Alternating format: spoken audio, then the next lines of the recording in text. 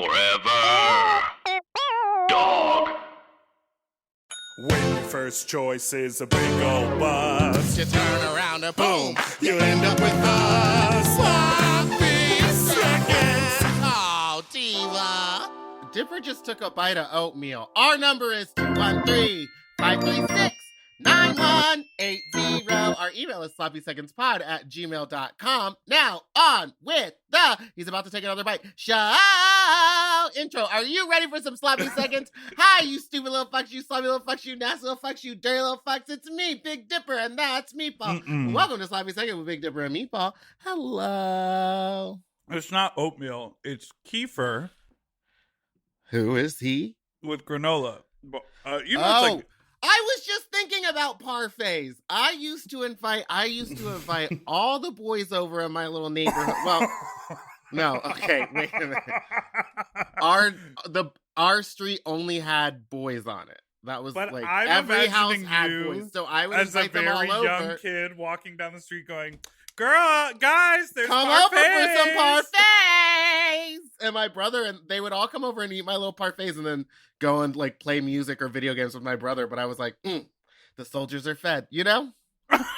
You made like mini parfaits? No, like I made big parfaits. I would make my mom go buy like a tub of plain Greek yogurt and then strawberries, blueberries, sometimes a little pineapple, sometimes a little mango. You put a little, blackberry or boysenberry jelly. Lime with the coconut?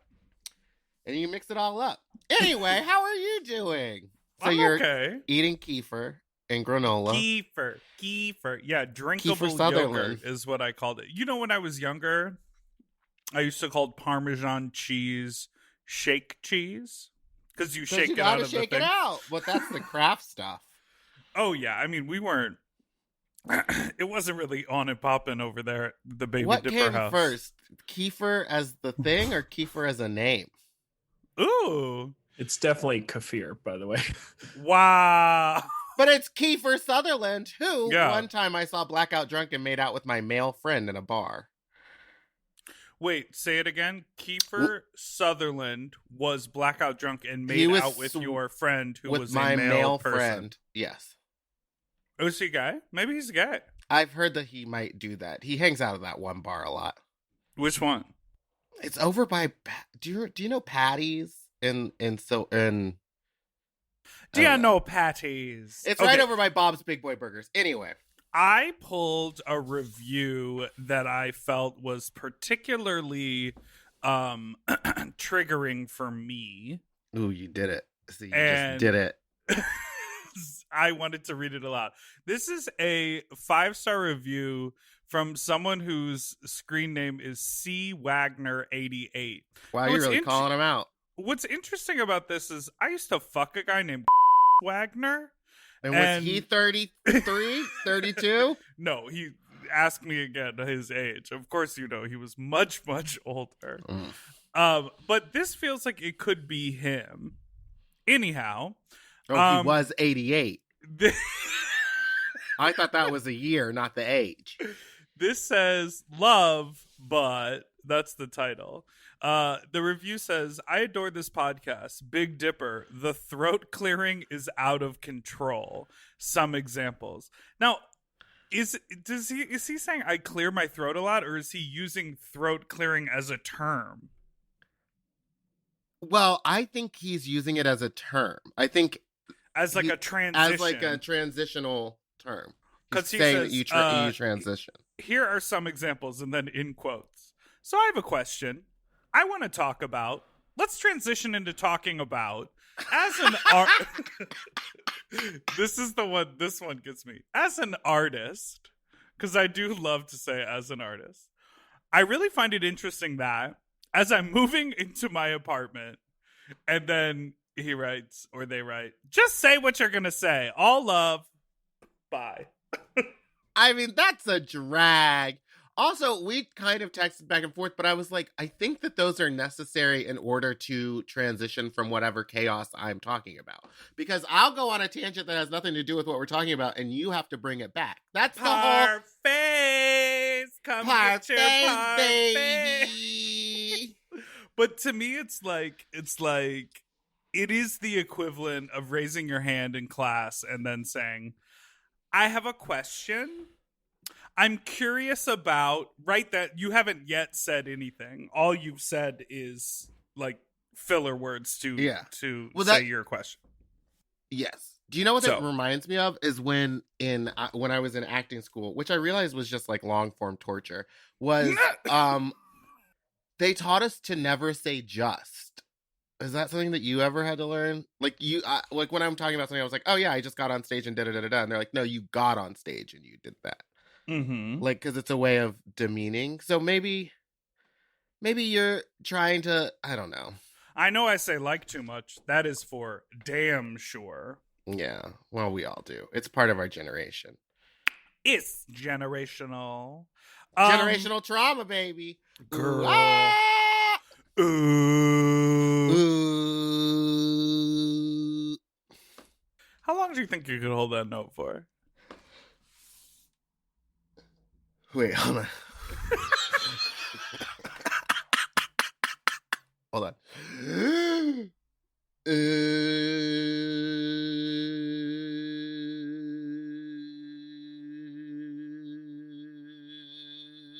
10, 11, 12, 15, 16, 17, 18, 19, 20, 21, 22, 24. Put me on Broadway, baby.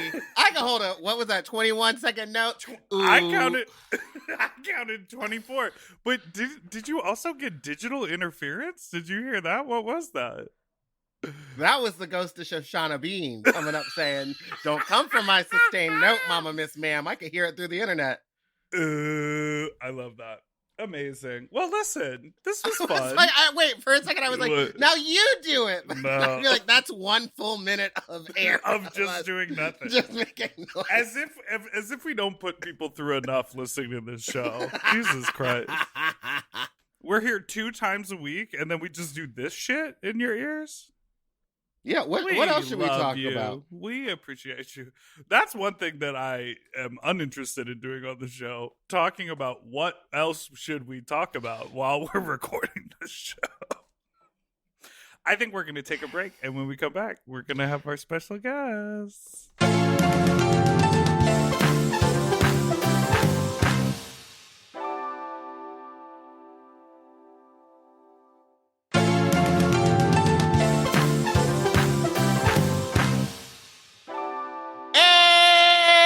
Welcome back to Sloppy Seconds. This is a weird segment where we have this is weird because we normally talk before this. Well, we're just going to start. Welcome back, everybody. Welcome back, everybody. And now let's introduce our new special guest, an activist, a filmmaker, a fixture in the queer art world, honey. It's Leo Herrera. Hello. Hello. Your last name has a lot of R's in it. Do you give it a little roll of the R? Herrera. If I have to, I'll go Herrera. Ooh. Herrera. Better not do that again. Hi, thanks for being here. You're joining us from New Orleans. I did. I moved to New Orleans for a while. From San where? Francisco. From San Francisco. Oh. I usually split my time between both cities. And I have a bio family here, including my gay brother. So she's spending the winter here. And your brother primarily does fashion design, right? Costume design. Yeah, he does costumes. Yeah. So the usually dynamic this is duo. Yes, we are that.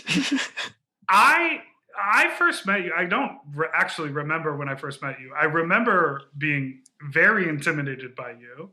Really? Oh, yes, very much so.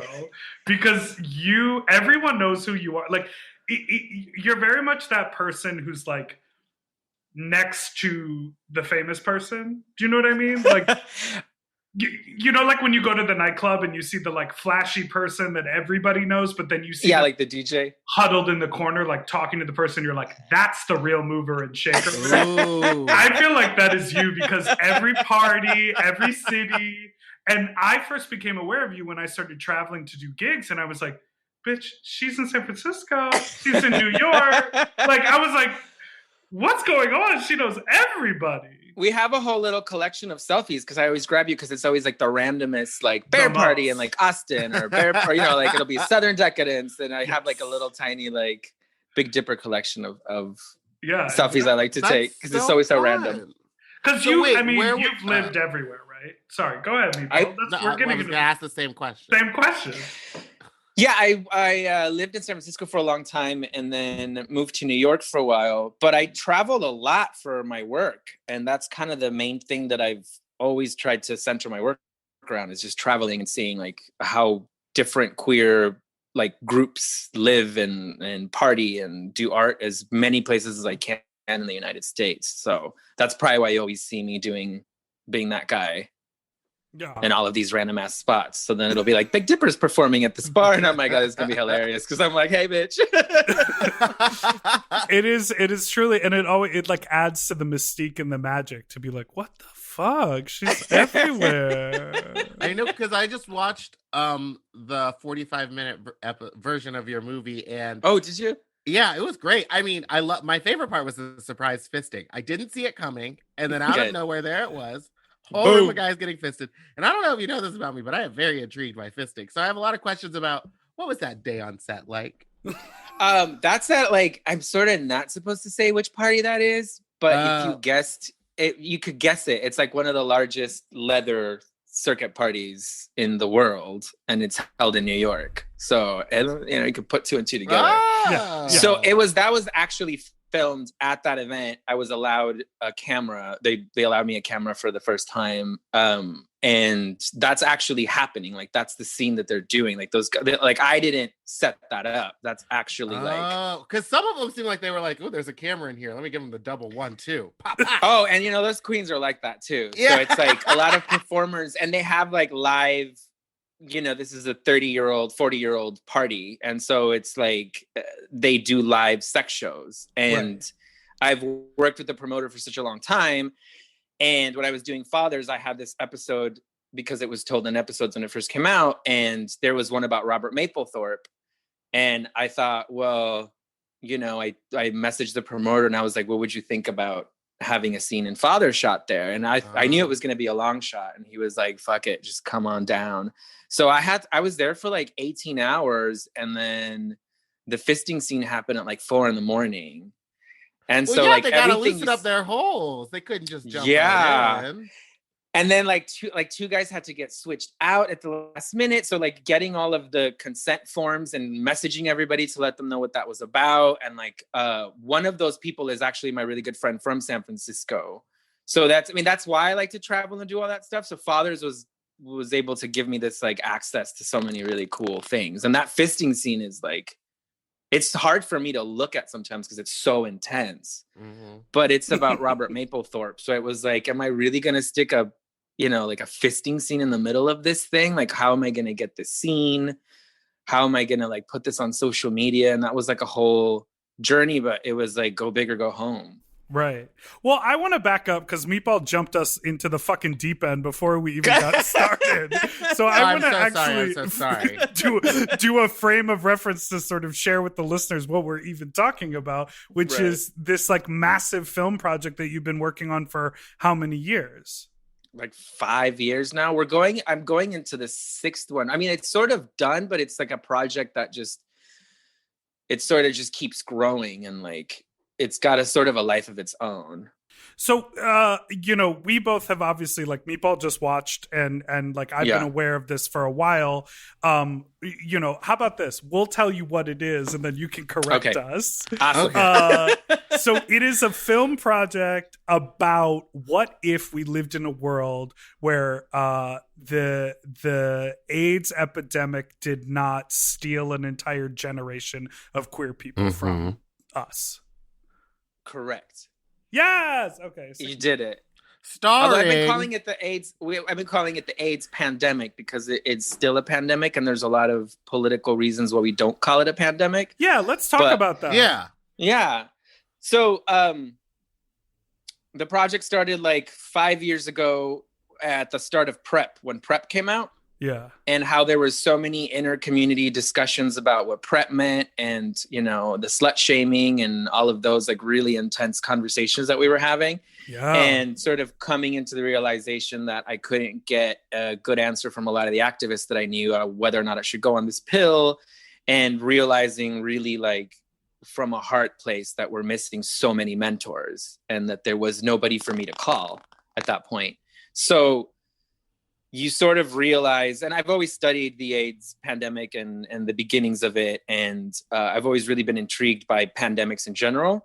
And it kind of just took a life of its own of like, well, what if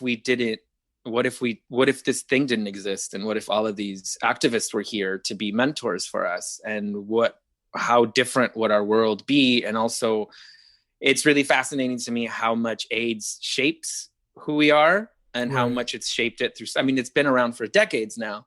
So, I mean, we're as old as the AIDS epidemic. I was born in 1981. So, I'd have like activists tell me like, "Oh, you were born in 1981. I have antibodies that are older than you." Right. Yeah, I've heard that before.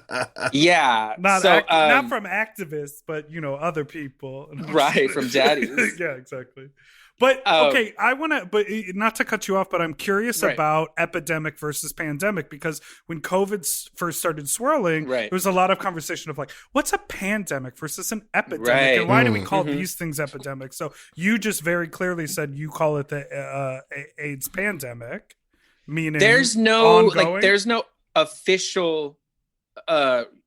I mean, there's a lot of overlap between an epidemic and a pandemic, but a pandemic is basically just worldwide, which that's what AIDS fits it. I think, and everybody has a different opinion about it. And it's just the conversation about the language is really interesting to me. And one of the biggest viral posts that I had last year was that I just simply called it a pandemic. And this is our second pandemic. And a pandemic is like a contagion that is spread throughout the globe. Right. That's really just the definition of it. And so like the World Health Organization calls it an epidemic now, but during the beginning and up till 2006, they're still calling it a pandemic. And so those are sort of interchangeable, but there's something sort of politicized about calling it an epidemic, because an epidemic makes it a smaller sort of a country's problem, right? And so it makes it really easy for us to forget that AIDS is still affecting the rest of the world, because we don't fucking think about Africa, Right, we're so like, it's American and it's gay, and so we're just going to isolate it. Yeah, right. So that tunnel vision's really interesting, and as soon as you sort of open that up and call it a pandemic, all of a sudden it just opens up this whole discussion about what that is and how we're still dealing with it, and so it's really, really fascinating. And I think the language around epidemics and pandemics, I think, is something that I think is really fascinating, and we saw so much of that this year. Yeah, so much of it. So I want to talk about the slut shaming around PrEP, because I remember that conversation. Oof. How did you feel, Meatball? Do you take PrEP? No, I don't think you do. No, right? No. But I did for a little while. But then I got into like a committed relationship, and so I was like, this is unnecessary for me. Right.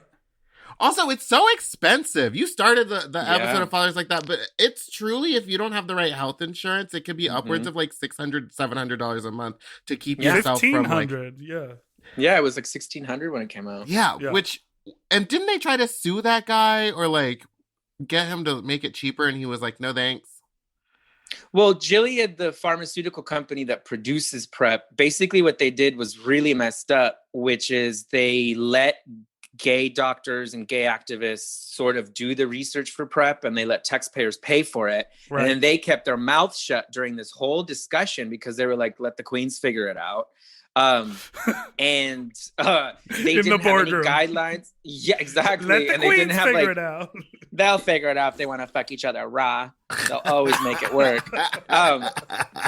Which is what a lot of it came down to. And I am of the mindset that it's in nobody's best interest for gay men to have free and carefree, pleasurable sex. So if you ask activists, they'll worry about the STD rates, which is, a totally true thing. And if you ask like doctors, they'll worry about the side effects. And if you ask, religious people, we're not even going to get into that now.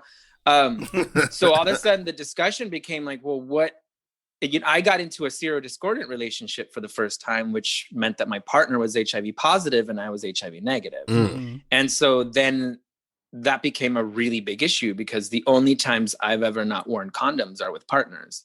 So all of a sudden it becomes this like real issue that we're having. And a lot of people were in those kinds of relationships when a lot of people were young and they wanted to not wear condoms and worry about it. I mean, how old are you guys? I'm So 35. I'm 30. Yeah, so I'm 39. So I came of age where like there was no, HIV treatments much when I was really young. Mm-hmm. And, I grew up in Arizona where it was like abstinence only education, which just scared the shit out of you throughout your teens. Mm-hmm. So there's a lot of trauma that we have, especially people that are my age and a little older, in terms of like the shame that comes with not wearing a condom once, Right. like going out and partying and like waking up the next morning and not knowing exactly what happened, or like, I miss it. there's so many different risks. What'd you say? Nothing. She said she misses it. Oh God, I miss it so bad. I miss the old world. No, but I know what you mean about the shame of like the abstinence thing. In Texas, they told us like our sex ed class was like, Yeah. here's how your penis works. Here's how you Yes. come, and then never go anywhere near someone else's privates. And that was like it. Or it'll just gonna get like cauliflowers growth. Yeah, it was like a lot of like yeah. scared, like if you have sex, you'll get a VD and then you'll die. Mhm. Die. Yeah, syphilis and AIDS, Yes. and you will die. Oh, AIDS was Right. such And that a was all we huge had. deal there. Yeah. Wait, I have a question because we were able to make a vaccine for COVID in such a short amount of time. And I know there's been scientists working on the AIDS vaccine since like the early 90s. What is the delay? Is it just that they're literally being like, this is a gay person problem, this has nothing to do with us, so we don't care? I mean, a lot of it is that, for sure. The lack of, especially now that we have a treatment for it, it's not in anybody's interest to make us stop taking a $1,600 a month pill. Right. Because you see, it's a constant revenue stream. Right. The So PrEP, that's not. the PrEP, Mhm. and then the HIV drugs versus a vaccine that avoids the problem. Do you remember the AIDS Healthcare Foundation? Is that what it's called? Anyway, these huge, it's an industry. AIDS is an enormous, enormous industry around the world in terms of like funding and in terms of marketing and everything. So there's all of these enormous machines whose it's not in their best interest for us to just get a shot and be finished with it. Having said that, AIDS and HIV is like a really, really difficult virus to deal with. So Right. I haven't taken a huge deep dive into the COVID vaccines, but I also, Will you be getting one? what'd you say? Will you be getting one? The corona vaccine? Yeah. Yeah. Okay. Yeah. I mean, I'm gagging for it. Me I'm so ready Especially for because it. you're in Okay. New Orleans, which is like such I'm an so ready amazing for city to like be in. It's one of my favorite cities of all time. Yeah. But I have a question Right. about New Orleans. What is the gay scene like there? Because every time I've gone, it's been like a family vacation, and then it's been like dinner's over, I'm and I sorry. like run around trying to find a gay bar or something. I took my mom to a drag bar. I think it was called Lucky Pierre's or something. Oh yeah. And one of the drag queens there was also a world champion alligator wrestler, and she Of looked course. rough stuff. So I was like, Mom, I love it. promise I love it. drag My is better favorite than kind. this. So what is the gay scene in New Orleans like? I mean, it's like in every city, there's like, your top 40. A lot of it's tourist based Mhm. too. So I've been really lucky that like a lot of the really best parties, and the best things are taking place in some like dilapidated warehouse, like, Yes, Ma. a mile from the French Quarter. But it's really fun to just get fucked up in the French Quarter in this Fruit Loop of all of these bars. It's just like a drinking mall. So there's all of these like underground great parties because there's so much space here and everything's so much cheaper.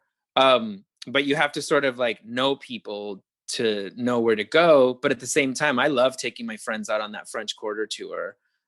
Obviously, none of that's happening here. I just moved here just to switch my quarantine up. I haven't, done any of it. And then if you go down to the French Quarter right now, all the fucking worst people without a mask on Mhm. coming from Ugh. all sorts of places in the South are here.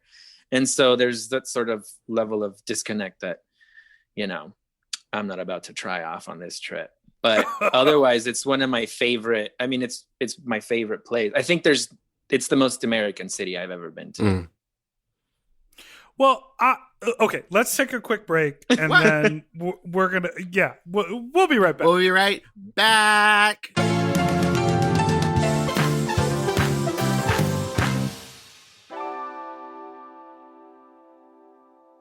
We all have days when we want to eat well, but just don't have the time or the energy to plan, shop, and cook.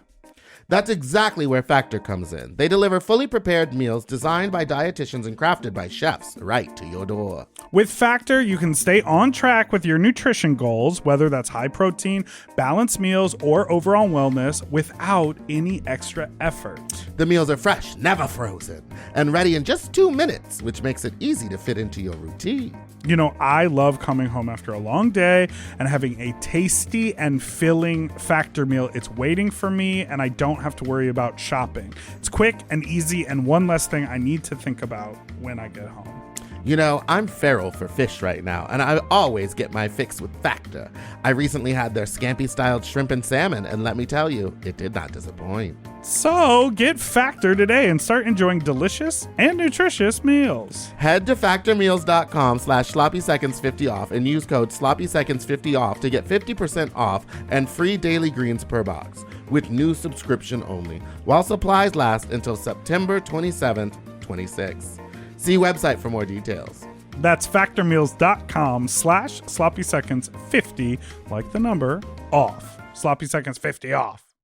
Do you want to improve your sleep? Well, listen up and get a Helix. Whether you sleep on your side, your back, your stomach, Helix makes premium mattresses that are designed to fit your specific sleep style. You know, now that it's spring, why not upgrade your sleep game and get a Helix mattress? And you know what? What? I can guarantee you that they have a mattress for you with over 20 different styles and models for you to sleep on. I love sleep. I can't get enough of it. And I love my Helix mattress. So ever since I got the big and tall, I know we go on and on about it, but it's a perfect fit for me. I haven't had a mattress before that I was able to select a model from, and I'm so happy I got to do that with Helix. And I, too, have the big and tall model, and it's perfect for my big and tall body. I loved it so much, I got a second one from a guest room. True. Yes, baby. And the people are sleeping great in there when they eventually do sleep in there. Best of all, Helix delivers right to your door with free shipping in the US, and you can get a 120-night sleep trial to make sure that it's right for you. You also get peace of mind because Helix mattresses are backed by a limited lifetime warranty and have been recognized by experts at places like Forbes and Wired. And me. I am a sleep expert too. Period. Go to helixsleep.com/sloppy to get up to 27% off site-wide during their Memorial Day sale. That's helixsleep.com/sloppy, and make sure you enter sloppy seconds after checkout so that they know that we sent you. helixsleep.com/sloppy. Get yourself a Helix. Okay, something about me. I love shopping. If you love shopping too, you have to check out Rakuten. And all you have to do is shop, shop, shop, shop, shop, shop, shop. And with Rakuten, you get cash back and rewards on almost everything you buy. Exactly. Shop. Homeware, daily essentials, jeans. We're talking eBay, CVS, and even Levi's. Ooh, so I can buy a vintage couch, tons of paper towels, and grab a new pair of jeans and still get cash back. And that's not all. You can even stack those rewards on top of sales and coupons. But Big Dipper, how does this magic work? Well, I'll tell you. Rakuten is paid by partner stores to send them shoppers, and then Rakuten passes on some of that money to you, the member. Rakuten is so real for that. Plus, Rakuten has 17 million members who are already saving. Don't you want to become one of them? Join for free at Rakuten.com or download the Rakuten app and start saving money now. That's Rakuten.com or download the Rakuten app today.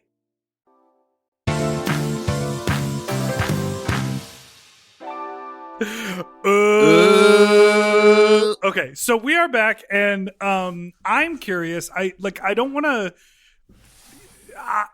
I find your work. I remember I was in Chicago, and I ended up down at Smart Bar during the day, and you were giving a talk about queer spaces, right? You were giving a talk about. So the thing that I love about what you do, you know, as a filmmaker, as a commentator, I would say, you know, if there was a national cable queer network, you would be a regular pundit talking about world issues. Like, what I love about what you do is like, you're very joyful and there's a lot of humor, but you're also incredibly poignant. And something as of late, you've been posting a lot of commentary and your take on COVID and, you know, the whole Gays Over COVID Instagram account, everything that's happening in Puerto Vallarta, like all of these places, or all of these things that are happening around COVID and the sort of direct correlation to the timeline of what happened around HIV and AIDS. And so I mostly wanted to hear you talk about that on the show. All right, then. Well, cut all that other stuff out. No, we're happy to talk about it all. I know Meatball always likes to keep things light, but like I find this all very fascinating. Yes. You know what's kind of ironic about it is I worked on Fathers for 5 years and I was pretty convinced that I was done with it. I finished the 45-minute cut of it. It was the hardest I've ever had to work in my life. It was such emotional work and it was so like draining in every way imaginable. And it was so exhausting and it was mostly just me doing all the filming. And I thought like, okay, I finished it. It's done. I'm like, I'm going to spend next year not talking about AIDS, not talking about a pandemic. I'm going to move on to other things. No! Oh, and then all this, I've been working on this novel for a while. And the irony is that I've been working on this novel for like 15 years. It's like that. It's that thing it's that Mount Everest I keep climbing. And it always was about San Francisco recovering from a pandemic because it was supposed to be this like allegory to AIDS. And like the most used word in it is quarantine. Like there's a quarantine nightclub and then there's like these phases of quarantine where everybody's stuck in the city. So I've been working on this thing for a long time. And I thought, okay, I'm going to just spend most of next year working on this novel about this like shadow pandemic and this metaphor for AIDS. And I start to see the word quarantine come up in China a lot in the beginning of the year because they quarantined, you know, with 35 million people or whatever. And then all of a sudden I realized like, holy shit, we're going to be in another pandemic. Like this is happening. And the last time I traveled was when I was here in New Orleans for Mardi Gras. And we didn't realize that COVID was here. And you know, that ended up being an enormously huge, super spreading event. Like people that I knew were sick with COVID while we were here. A lot of people died after that, especially a lot of older people in these crews that, you know, put Mardi Gras together. And so when we got back to San Francisco, I sort of did the math on everything. Like I was like, wait, how is this thing spread?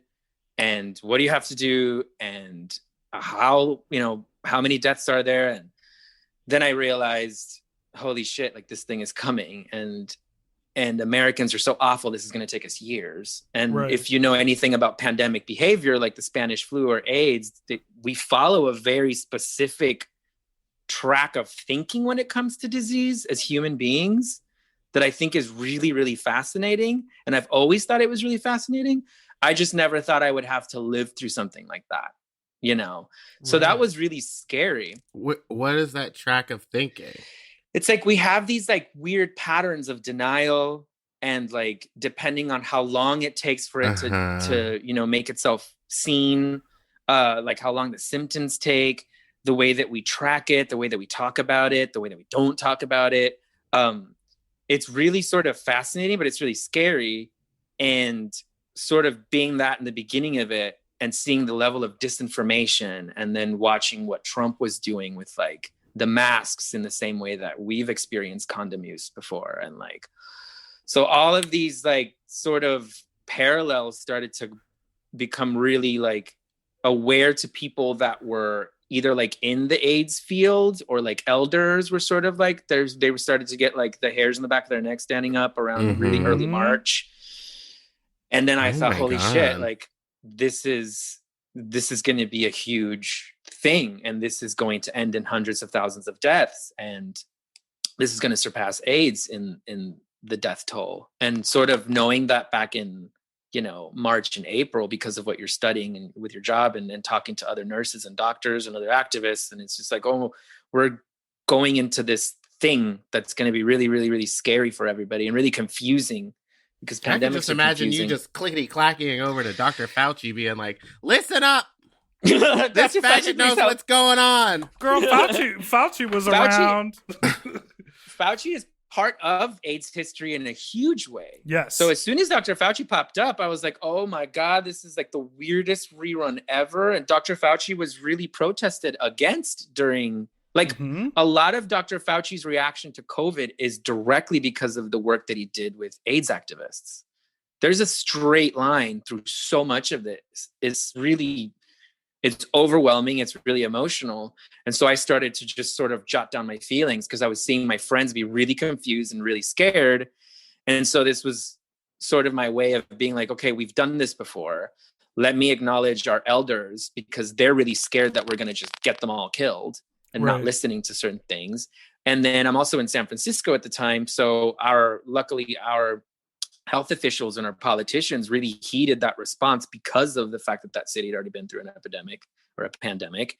And so at some point and then you're also stuck in the house. So I'm like, I'm just going to start to I'm going to write to myself in these posts. So I'm really just having a conversation with myself and trying to calm myself down with these posts that nobody was really following my Instagram really at the time. So these are sort of conversations that I'm having with myself of like, okay, this is, you know, you're going to be weird after this. This is going to be something that's going to change the way that your body moves, or it's okay to be too careful.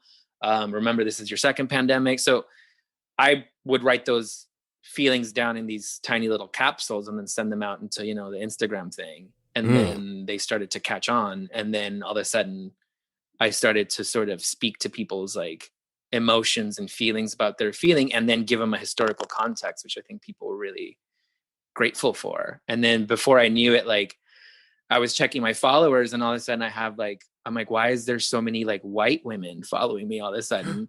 Oh no. And because I know, I was terrified. No, no, and it was because I'd hit into these like pockets of people that have like immunocompromised children and they're disabled. And so I hit like into these like disabled communities that were like, I don't know how to explain to my family why I can't go to this family reunion, or I can't like, you know, explain to my kid why we're not doing this. And these posts are sort of helping me process that. And at the same time, getting a lot of messages from elders being like, thank you, because we've been screaming about AIDS for so long that it falls differently when we say it. So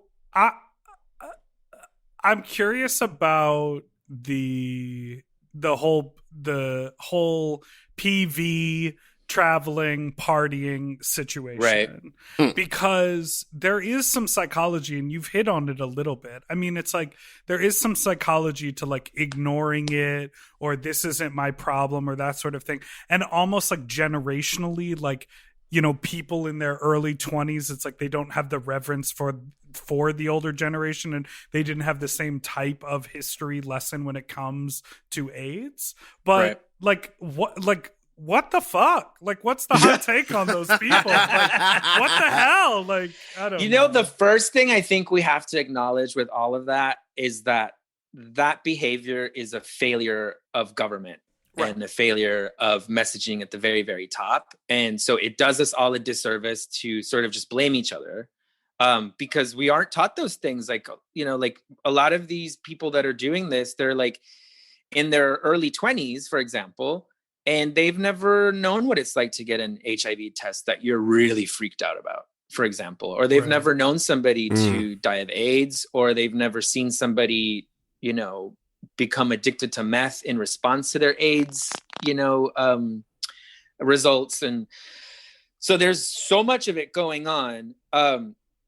Having said that, a lot of the thing that separates COVID from AIDS and from HIV is that, you know, HIV and AIDS is between two people, you know, or an orgy, but like it's an inter-community thing, and it's an inter-community discussion. The issue with COVID is that you this isn't about the guy you're fucking. This is about the Uber driver and the delivery guy and the cashier the next day and the lady who cleans your house. And, all of a sudden it just becomes this chain, and disease and epidemics and pandemics, like they hit into some like denialist, survivalist thing with us. And if you don't have the right messaging, and if you don't have a government that's telling you, straight up what's happening, you're going to resort to a lot of behavior that's really bad for the community health. And a lot of people forget that like Ronald Reagan didn't say the word AIDS for like 4 years. Right. True. They laughed about us when it was brought up.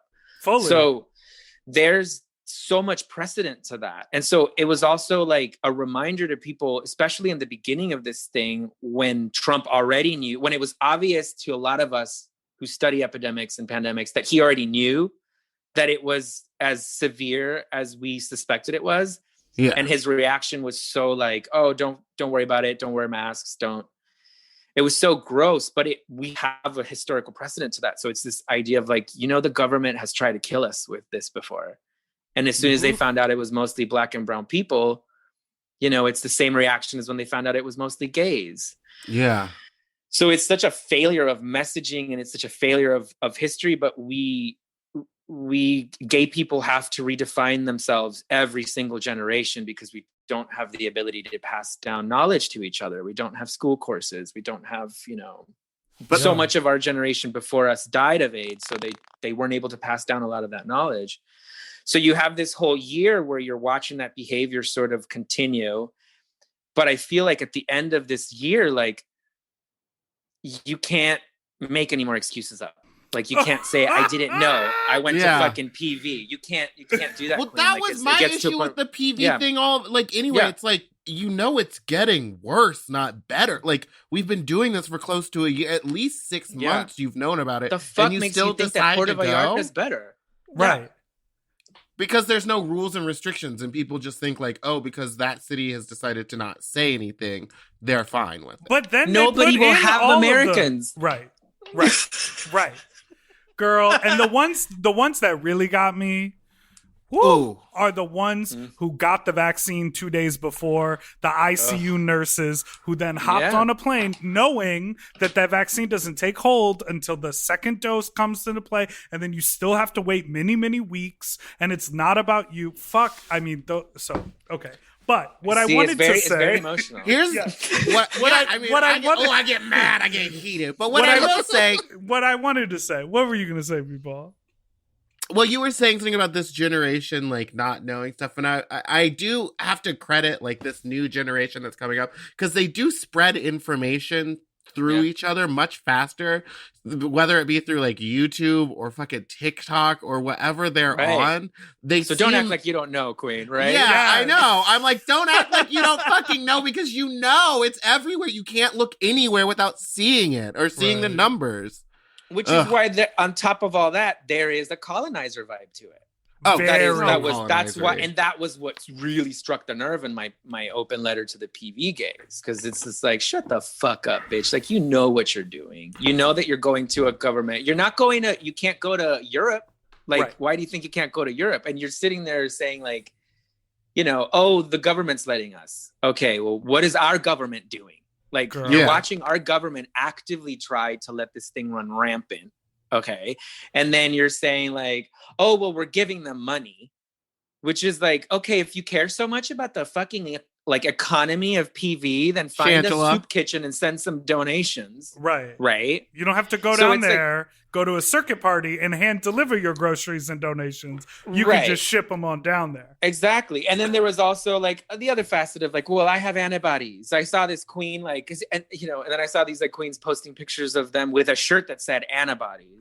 And it's like, we don't even know the science behind it. Yeah, we don't know what's going to happen. Like, skip it. You don't even know. This is like an alien invasion. So spare me, Kevin from fucking accounting at, some company in New York. Like, you don't fucking know what's going on with that.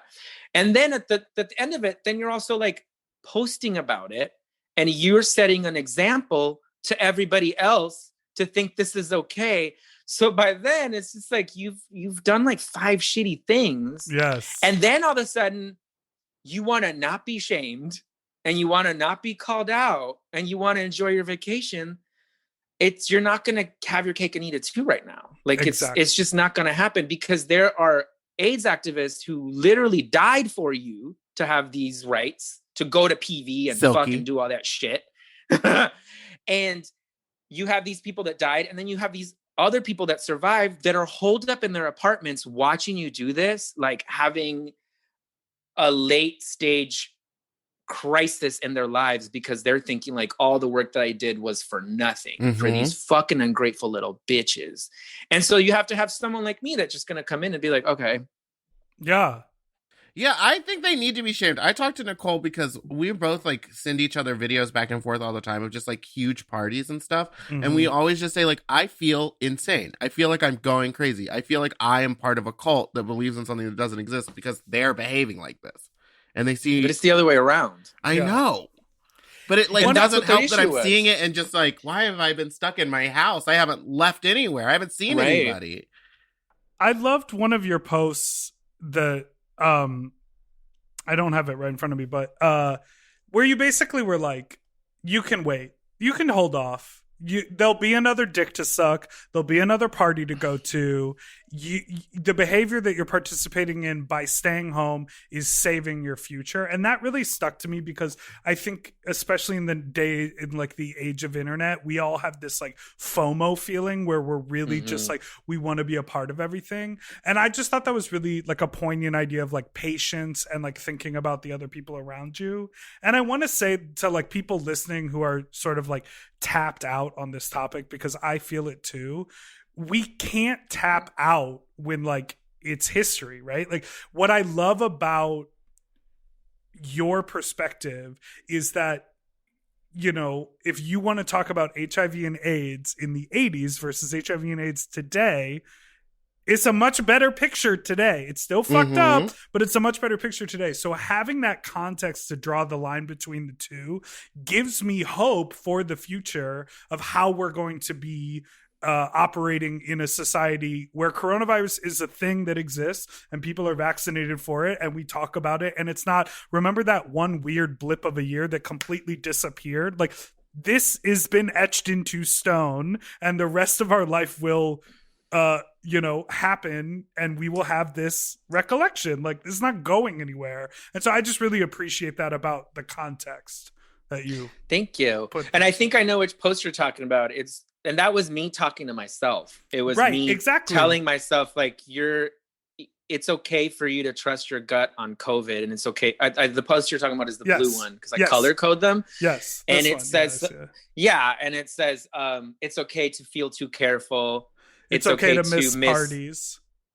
Yeah. Oh, well, you can read it. Yeah, it's okay. Yeah, you know how to read. It's okay to miss parties, friends, and sex because you're listening to your gut on COVID. Yeah, there's still so much to understand, and we don't really know it yet. Fucking yeah. And also, I was talking to myself because, like we were talking about earlier, Meatball, about like our sex ed stuff. Like I was taught that if you touched a dick, your mouth would fall off and AIDS would jump into your eyes. Like we had such horrible abstinence only teachings in Texas and Arizona. And they told us everyone would know because you'd be covered in lesions. They know you're a sinner. Just covered it. You're like your eye like is half closed. But so I gave my first blowjob with a condom because I thought that's what I was supposed to do. Very Lady Bunny, very Lady Bunny. It was very like, late, like, 80s, like mid 90s kind of thing. And I was having a really difficult time at that time because a lot of my friends were sort of tapping out and having like secret little gatherings and secret little things. And, I was, we live in a small community, no matter where we are. So we always find out each other's business. And I was starting to get that feeling you were talking about. Like, am I going crazy? Like I'm seeing these things happen, or I'm like, why do I feel like people are cheating on me when they're going to these secret parties?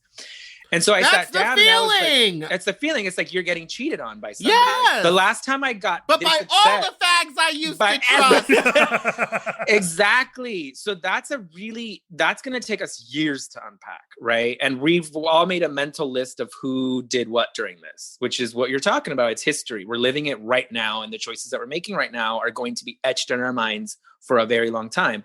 And so that specific weekend was really difficult. Because I was having the like, are you crazy? And then I thought like, you gave a blowjob with a condom, a strawberry flavored condom. It was a terrible blowjob, of course, because it was a strawberry flavored condom. Now, how long does the flavor last? Longer than Big Red chewing gum?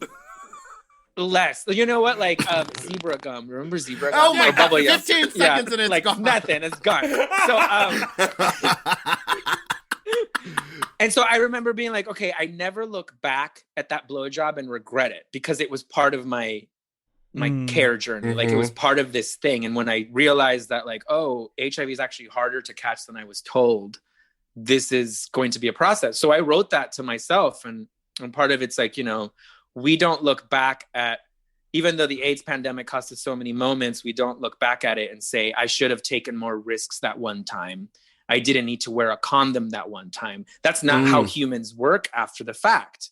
And so what I say in that post is that the FOMO isn't going to be what you remember the most. What you're going to remember the most, what's unforgettable is moments where you set your guard down and then you end up, doing something that gets somebody killed. The FOMO isn't going to be what you remember. It's going to be these moments that you protected others. It's not going to be lost revelries. Like it's not going to be the parties that you missed. Like, and so that was the post that was picked up by a lot of like disabled folk because it spoke to them in a different way. And I didn't see that coming, but all of a sudden I got a lot of letters from a lot of moms that were like, this has been a really like your Instagram account has been really helpful. And meanwhile, I'm like, all my Instagram accounts there have been is like dudes partying, like everywhere. Yeah, I was like, don't scroll down too far, Nancy. Don't scroll down, please.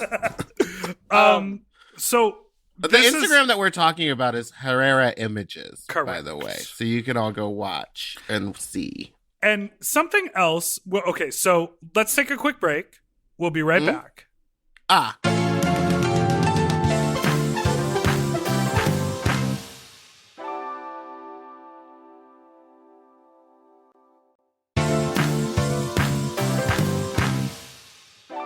Okay, we're back. And I want to talk about one other thing. Also on your Instagram, you have compiled these like beautiful video sequences where you've basically like underscored a bunch of super right-wing Trump TikToks, and you basically give liberals a little window into a whole other side of social media that we don't look at. And I don't want to go too deep down in this because we're recording this the day before the inauguration. My hope scared. is that we're gonna we'll see what happens. I'd like to ask you about Lady Maga because we almost had her on the show. Talking about her because I was listening to you guys' older podcast and I listened to the Alaska one and you were talking about Lady Maga, which is, I mean, oh God, it's such a character study in itself. No, the question is thoughts. Thoughts? What's the analysis? What do you got going on? Why does she hate herself? Well, I think one of the things that I wanted to do, I mean, a lot of my work deals with like looking at really dark subjects and trying to sort of twist them around. And for a white person, she's awful dark. Oh my God. And so I started to go down MAGA TikTok, like when because we're dealing with this pandemic, and at the same time, there's this moment of racial reckoning that's slamming right into it, right? And I'm a queer Mexican immigrant who grew up undocumented in one of the worst, most unkind places to immigrants, So it's, it was really scary in so many ways because you have this pandemic that's killing people that look like my parents. Mm-hmm. And then you have all these like overlaps, and then all these Karen videos started coming out. And I realized I had so much like Karen trauma from growing up in Arizona. Wow. And that was like a really real thing that I had never sort of like looked face to face at. And I don't know exactly how it happened, but I was like, I'm going to sort of do like exposure therapy and go down these like MAGA TikToks when everybody got into TikTok. And I realized there's this whole side of social media that's specifically tailored for all of this stuff. And so I started to do these MAGA meltdown videos of just like how funny they are, because they're just so campy and they're so unself-aware that they're in a cult, most of them. Mm-hmm. At least the ones that are posting. I think it's really unfair to just lump all Trump supporters into one thing. But the ones that are taking the time to do these TikTok videos and whole ass accounts based on this red hat personality trait is really fascinating, because they're the ones that, of course, came in not wearing their face condoms, right? And creating a whole culture based on not wearing protection, which gay people have done. We did it with porn and barebacking. So all of these things are swirling around. And then all of a sudden, in the middle of it, I see that there's all these fucking MAGA gays. And it's just like, Christian Walker Model. Here we go. And then here comes Lady Maga. And it's just like a gift from heaven in the middle of deepest quarantine. I'm imagining you discovering this, and like in the same time, your heart sinks for like their sheer existence, but this like evil smile comes across your face. Oh, and you can hear. So whenever I do a video with her, because I pick like theme songs for them. Did you have a whole slideshow on her on your Instagram? I have a whole series of them. And so for her, I always choose a cover of Streets of Philadelphia from the movie Philadelphia, which is sort of an old reference, but it's the Bruce Springsteen theme song to the AIDS movie with Tom Hanks. Yeah. So it's like, so I always pick a different version of that song for anything that she's doing. And so you're watching this trajectory of these gays who, for a variety of reasons, do not have the education, right? So you have to always preface a lot of this complaint within our community to come from a place of understanding. You have to remember that we didn't get taught how to be gay. Right. And we didn't get any formal training. And some people just don't have the lessons. There's some of these kids that are literally 21 spewing all this crazy shit. And you're like, you're in that part of being gay. Like, you don't know you hate yourself, and you don't know how to control your sexuality, and you don't know how to live in your 22-year-old gay body. And so you have blamed our community. And so you went to some other side. And throughout our history, we've done that. Like, as gay people, there was gay Republicans in the 80s during Reagan. Didn't turn out so well for them. There was always community infighting during like the 60s, for example, where 1950s and 40s gays were telling the 60s gays, like, why do you have to be so open about everything? Right. You're destroying everything that we built. So this is that moment, right? And so there's these gays on there that have no sense of history and that have no context of it. So they don't understand that like Trump and that machine is always going to kill you. Like, it's always going to be there. Like, it will hold you up like a token as long as it needs you. And then when the time comes, Lady Maga, you will get yelled at on the street and you will get shamed by these Proud Boys, and nobody's going to come to your rescue. They screamed shame at her. Shame. That's disgusting. And it's like, that's where the heart of that is. Like, that's where the heart of where you're in is. And I think there is a level of narcissism involved, because you get to be the only one. Like, you see that in a lot of minorities that show up in these things where it's like, you get to be the first. Of course, you're the only. Who doesn't want to be? And I've done drag, so I can say this. Which drag queen doesn't want to be the only drag queen in a 2-mile radius with people lining up taking pictures with her?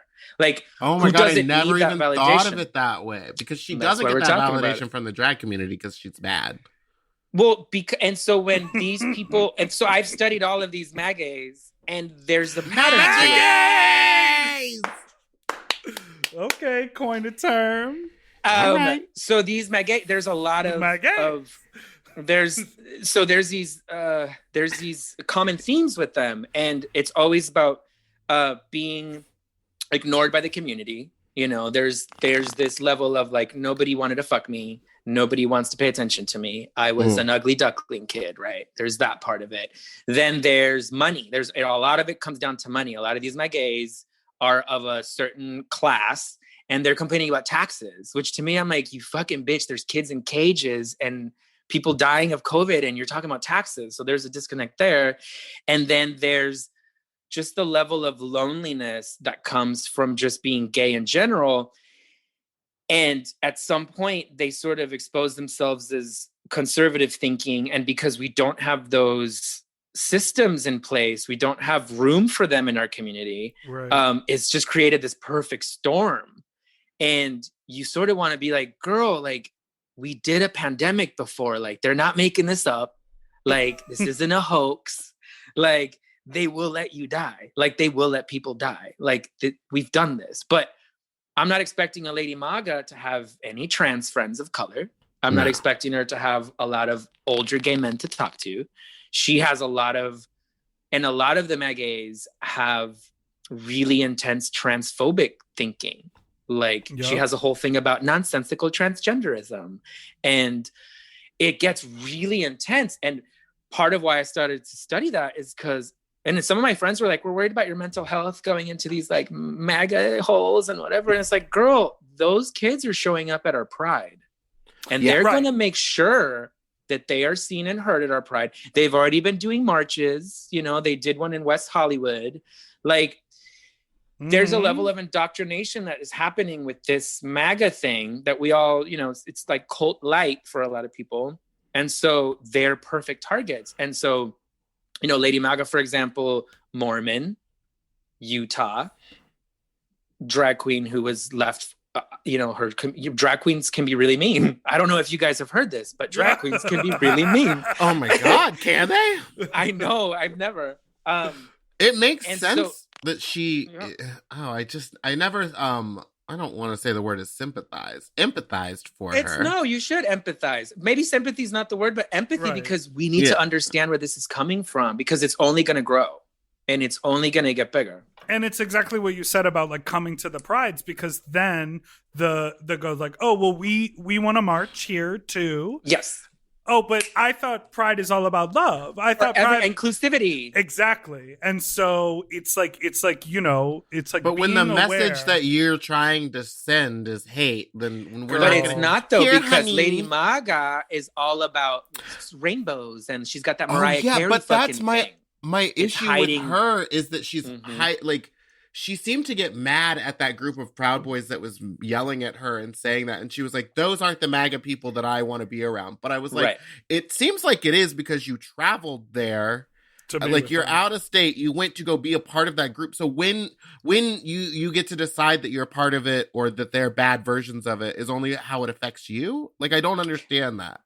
It's almost like people don't remember that, like, when you're in a large group like that, like, sometimes like the heart of this group is almost in its worst members in a way, right? So it's like if they're the weak spot. So it's like, I've seen so many MAGA rallies and a lot of them look like they're having a great time, right? There is a sense of community. There is a sense of whatever. It's a fucking hoodless Klan rally, but it leaves a lot of room for minorities and for open thinking, and it's the Constitution. So you get to cherry pick your way through those if you want, right? And she has a really interesting way of always like, she goes right for the minorities. It's always like, I found a Mexican, like, I found an Asian, I found a black guy, can you talk to me? Like, it's always that with her. Oh wow. But they all do that. So that's where the lack of historical context comes in, because anecdotal doesn't mean that it's not systemic. And so a lot of MAGA people will point out a Lady Maga who becomes the token gay. So we're not homophobic because look at us taking a picture with a drag queen. Look at that dude over there. Right.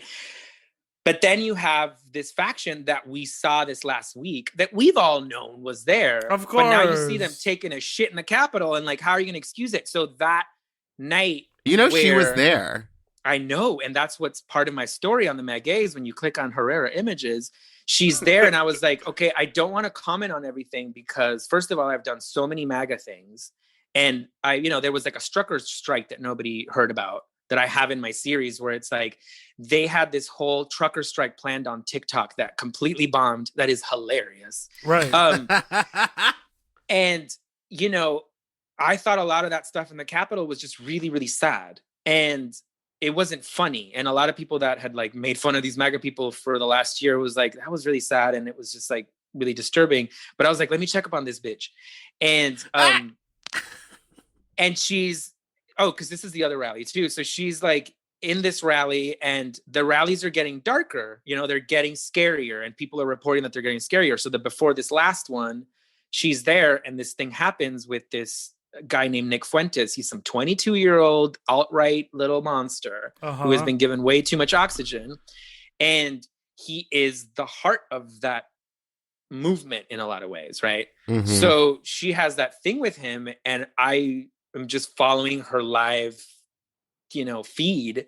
And she gets home and she has this really sad moment where she's in a hotel room by herself, and she's basically like crying about how much she loves her country. And I'm totally empathizing by what she's saying, but I'm like, but boo-boo, you picked the wrong side. Yeah. And I know that you might have felt alone in our side, and rightfully so, because I don't got fucking time for some white bitch when there's fucking kids in cages and Black women dying of COVID at crazy rates. Like, we don't have time for your, you know, your realizations.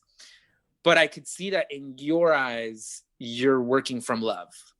And you really do believe that. And the language and the messaging has gotten so twisted that you really thought that a person like you is going to be safe in these spaces. And they were never built for you. And they will bail on you at the first moment. And you're going to have to realize at the end of this that you were behind something that was antithetical to everything that you are. And that's a really hard thing for people to wrap their head around. Right. But that's what makes her so fucking campy and hilarious, because she's clueless to it.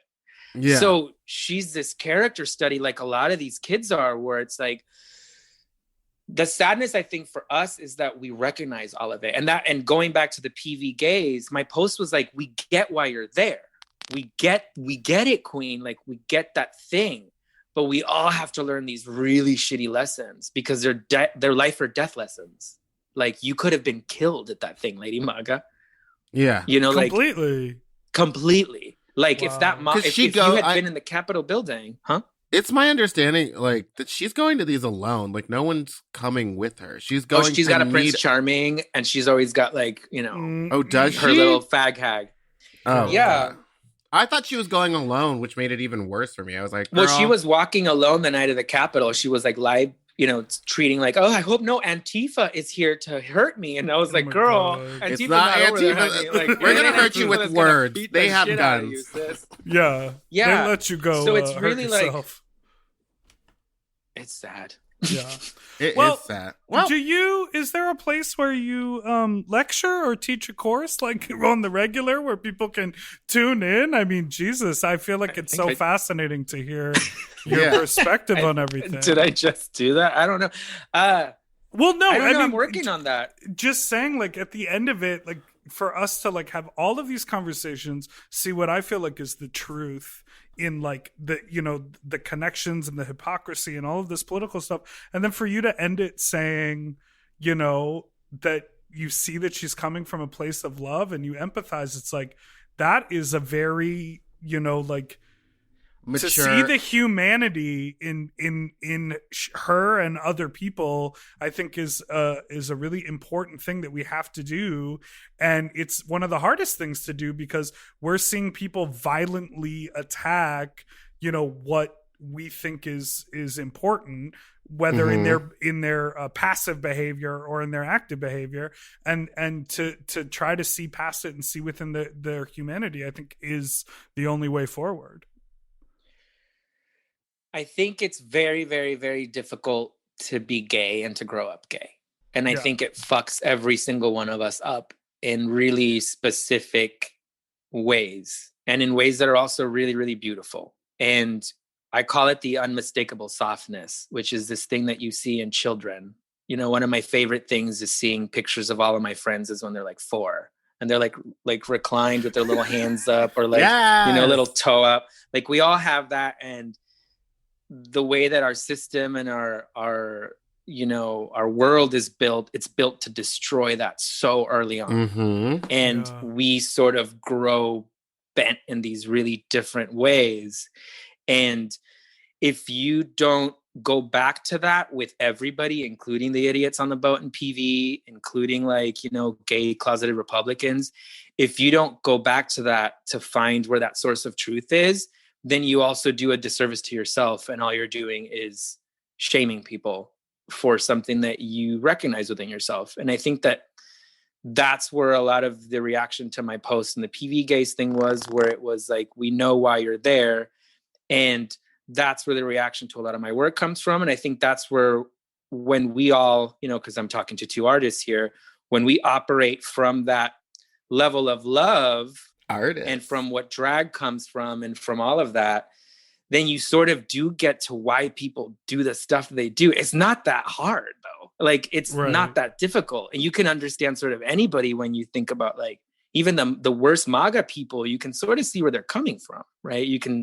It's not about them hating me. It's that they hate that their daughter is jobless and, struggling so bad. Like, with gay people, it's such a specific trauma. It's such this like battle that we have with ourselves so early on. And it's this beating up of ourselves that we do, and this battle against nature that we have, and this war that we live with ourselves that is really, really specific to our people. And so it sort of creates like, I hate to say the word rainbow. I just totally killed that. No! But it creates these because it creates like a palette, like primary colors, like that's why we split ourselves into these like factions. And that's why a lot of these gays that go to circuit parties, they're battling some kind of trauma, and the drag queens are battling another kind of trauma. And, we're all sort of choosing this different path. The idea, and sort of to finish this off with, is that your path cannot destroy somebody else's. And that's the thing that we have with the Meg gays and the PV gays. Like, this is where this joins, is like, your path is putting other people's in danger. Lady Maga, you being out there giving people the excuse of being like, I can't be homophobic. I just took a picture with a drag queen, so let me vote for these insanely transphobic laws. You're giving people permission to do that. Same thing with these gays in Puerto Vallarta. You're giving permission to other people to do certain things in a pandemic. So that's when you sort of have to come in and be like, not so fast, bitch. Right. And then you have to use humor and empathy, and it's not easy for everybody to do. But these are important conversations for us to have. Totally. And we appreciate you being on the show. Thank you so much for coming on the show. This was amazing. Okay, so important things to know. Instagram, you are Herrera Images, Herrera Images. And to check out the Fathers Project, the website is iftheylived.org. Is that correct? Correct. Yes. And theylived.org, honey. There's a fisting scene in the middle of it, baby. There's also like it was in slow-mo too, and you can see that lube sliding off his arm. Honey. That's now, it. Do you know if that lube was the sugar-based lube for animals? No, it's the kind of lube that you have to like make. The powdered lube. It's like the one that you like. It's serious. And it comes in the water bottle. I've seen it at CCBC. No, she knows. She's in the know. There's also this really amazing like little mini doc about you and the creation of the project that's on that website too, which is just really enlightening and great. So thank you for being on the show. Thank you so much for being here. This was so fun. Just light conversation. No. I know, but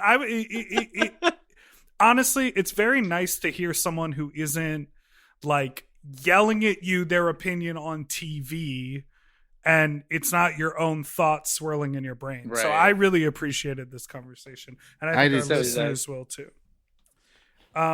That's it. Meatball? So thanks for listening so much to Sloppy Seconds. You can follow us on Instagram at SloppyPod. Send us an email at sloppysecondspod@gmail.com or call in with a fuck talk story to 213 536-9180. You can follow me at Big Dipper Jelly. You can follow Spiciest Meatball on Instagram or Fat Drag Meatball on Twitter. Don't forget to subscribe so you don't ever miss an episode, which come out every Tuesday and Friday.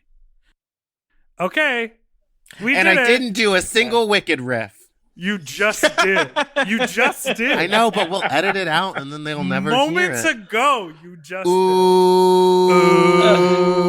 did. Okay. Bye. Doodle-doo-doo. Forever dog. To listen to Sloppy Seconds ad-free and 1 day early, sign up for Forever Dog Plus at foreverdogpodcast.com/plus.